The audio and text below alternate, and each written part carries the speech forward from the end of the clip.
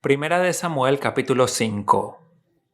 Después que los filisteos capturaron el arca de Dios, la llevaron del campo de batalla en Ebenezer hasta la ciudad de Asdod. Llevaron el arca de Dios al templo del dios Dagón y la pusieron junto a una estatua de Dagón. Pero cuando los ciudadanos de Asdod fueron a verla a la mañana siguiente, la estatua de Dagón había caído boca abajo delante del arca del Señor. Así que levantaron a Dagón y nuevamente lo colocaron en su lugar.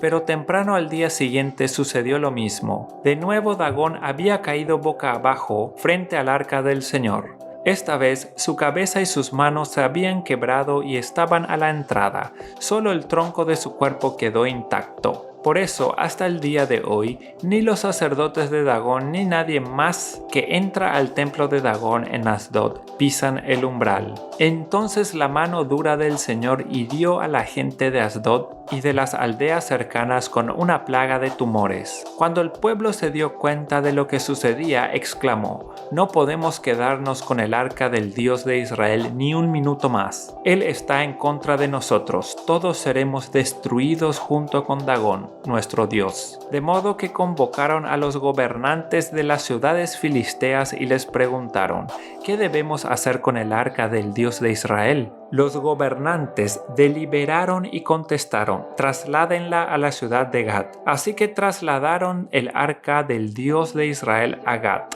Pero cuando el arca llegó a Gat, la mano dura del Señor cayó sobre sus hombres, jóvenes y mayores, los hirió con una plaga de tumores y hubo gran pánico. Entonces enviaron al arca de Dios a la ciudad de Ecrón. Pero cuando los habitantes de Ecrón vieron que se acercaba, clamaron: «Traen el arca del Dios de Israel a nuestra ciudad para matarnos a nosotros también». Entonces el pueblo volvió a llamar a los gobernantes filisteos y les suplicó: «Por favor, regresen el arca del Dios de Israel a su propio país o nos matará a todos». Pues ya había comenzado la plaga mortal enviada por Dios, y un gran temor se apoderaba del pueblo. Los que no morían sufrían tumores y el clamor del pueblo ascendió al cielo.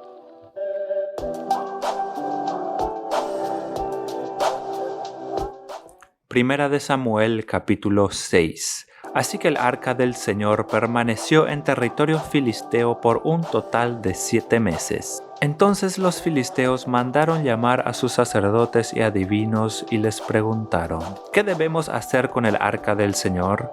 Díganos cómo devolverla a su propio país». «Devuelvan el arca del Dios de Israel junto con un regalo», les dijeron.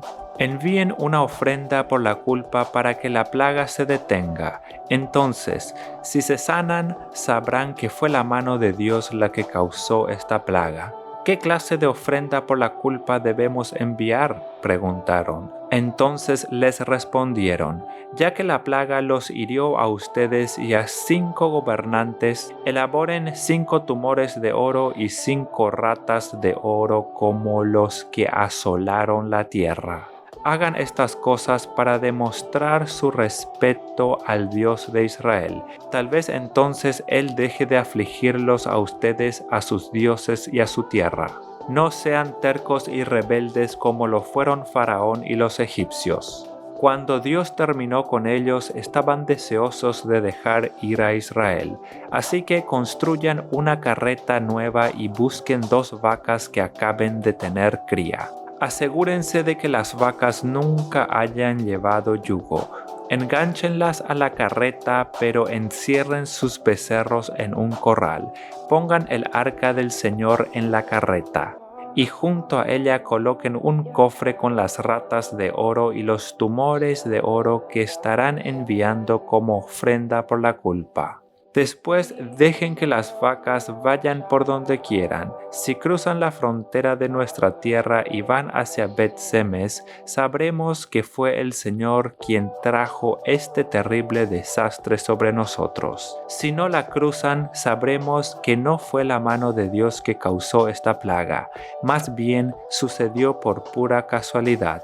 Así que llevaron a cabo las instrucciones, engancharon 2 vacas a la carreta y encerraron sus crías en un corral. Luego pusieron el arca del Señor en la carreta junto con el cofre que contenía los tumores y las ratas de oro. Y efectivamente las vacas, sin desviarse a ningún lado, siguieron directo por el camino hacia Bet-Semes, mugiendo por todo el camino. Los gobernantes filisteos las siguieron hasta los límites de Bet-Semes. Ahora bien, los habitantes de Bet-Semes estaban cosechando trigo en el valle, y cuando vieron el arca se llenaron de alegría. La carreta entró en el campo de un hombre llamado Josué y se detuvo junto a una roca grande. Entonces la gente hizo pedazos la madera de la carreta para leña. Mató a las 2 vacas y las sacrificó al Señor como ofrenda quemada. Varios hombres de la tribu de Leví levantaron de la carreta el arca del Señor y el cofre, que contenía las ratas y los tumores de oro, y los pusieron sobre la roca grande.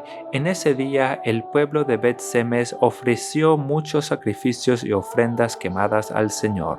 Los 5 gobernantes filisteos observaron todo esto y luego regresaron a Ecrón ese mismo día. Los 5 tumores de oro enviados por los filisteos al Señor como ofrenda por la culpa eran regalos de los gobernantes de Asdod, Gaza, Ascalón, Gat y Ecrón. Las 5 ratas de oro representaban las 5 ciudades filisteas junto con sus aldeas vecinas, que eran controladas por los 5 gobernantes. La gran roca de Bet-Semes, donde colgaron el arca del Señor, todavía está en el campo de Josué como un testimonio de lo que sucedió allí. Pero el Señor mató a 70 hombres en Bet-Semes porque miraron dentro del arca del Señor. Y el pueblo hizo gran duelo por lo que el Señor había hecho. ¿Quién puede estar en la presencia del Señor, este Dios santo?, clamaron. ¿A dónde podremos enviar el arca desde aquí? Así que enviaron mensajeros a la gente de Kiriat Jearim y le dijeron: los filisteos han devuelto el arca del Señor. Vengan y llévensela.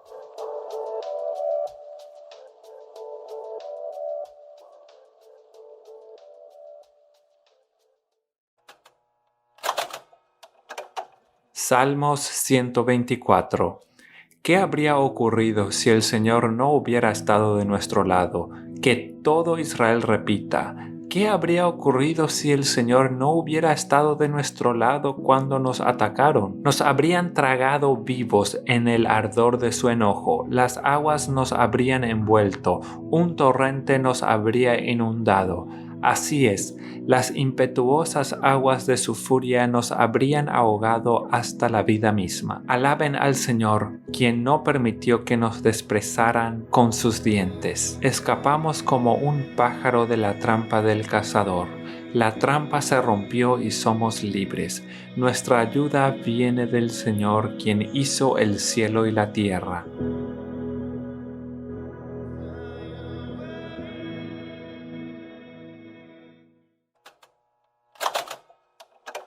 Primera Corintios capítulo 1.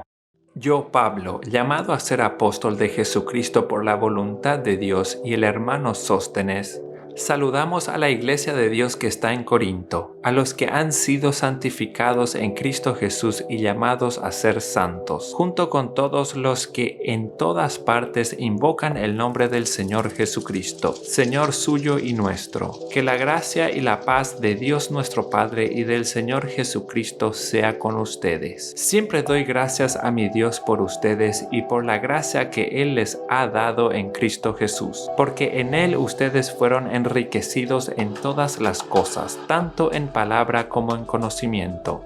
Así se ha confirmado en ustedes el testimonio acerca de Cristo, de tal manera que nada les falta en ningún don, mientras esperan la manifestación de nuestro Señor Jesucristo, el cual también los confirmará hasta el fin, para que sean irreprensibles en el día de nuestro Señor Jesucristo. Fiel es Dios, quien los ha llamado a tener comunión con su Hijo Jesucristo nuestro Señor. Hermanos, les ruego por el nombre de nuestro Señor Jesucristo que se pongan de acuerdo y que no haya divisiones entre ustedes, sino que estén perfectamente unidos en un mismo sentir y en un mismo parecer. Digo esto, hermanos míos, porque los de Cloe me han informado que entre ustedes hay contiendas. Quiero decir que algunos de ustedes dicen, yo soy de Pablo, otros, yo soy de Apolos, otros, yo soy de Cefas, y aún otros, yo soy de Cristo. ¿Acaso Cristo está dividido? ¿Acaso Pablo fue crucificado por ustedes? ¿O fueron ustedes bautizados en el nombre de Pablo? Doy gracias a Dios de que no he bautizado a ninguno de ustedes excepto a Crispo y a Gayo, para que ninguno de ustedes diga que fueron bautizados en mi nombre. También bauticé a la familia de Estéfanas, pero no sé si he bautizado a algún otro, pues Cristo no me envió a bautizar sino a predicar el Evangelio. Y esto, no con palabras elocuentes para que la cruz de Cristo no perdiera su valor. El mensaje de la cruz es ciertamente una locura para los que se pierden, pero para los que se salvan, es decir, para nosotros es poder de Dios, pues está escrito, destruiré la sabiduría de los sabios y desecharé la inteligencia de los inteligentes. ¿Dónde está el sabio? ¿Dónde está el escriba? ¿Dónde está el que escudriña estos tiempos? ¿Acaso no ha hecho Dios enloquecer a la sabiduría de este mundo? Porque Dios no permitió que el mundo lo conociera mediante la sabiduría, sino que dispuso salvar a los creyentes por la locura de la predicación. Los judíos piden señales y los griegos van tras la sabiduría, pero nosotros predicamos a Cristo crucificado, que para los judíos es ciertamente un tropezadero y para los no judíos una locura, pero para los llamados, tanto judíos como griegos, Cristo es poder de Dios y sabiduría de Dios, porque lo insensato de Dios es más sabio que los hombres, y lo débil de Dios es más fuerte que los hombres. Consideren, hermanos, su llamamiento. No muchos de ustedes son sabios. Según los criterios humanos, ni son muchos los poderosos, ni muchos los nobles, sino que Dios eligió lo necio del mundo para avergonzar a los sabios, y lo débil del mundo para avergonzar a lo fuerte. También Dios escogió lo vil del mundo y lo menospreciado, y lo que no es para deshacer lo que es, a fin de que nadie pueda jactarse en su presencia. Pero gracias a Dios, ustedes ahora son de Cristo Jesús, a quien Dios ha constituido como nuestra sabiduría, nuestra justificación, nuestra santificación y nuestra redención, para que se cumpla lo que está escrito: el que se gloríe en el Señor.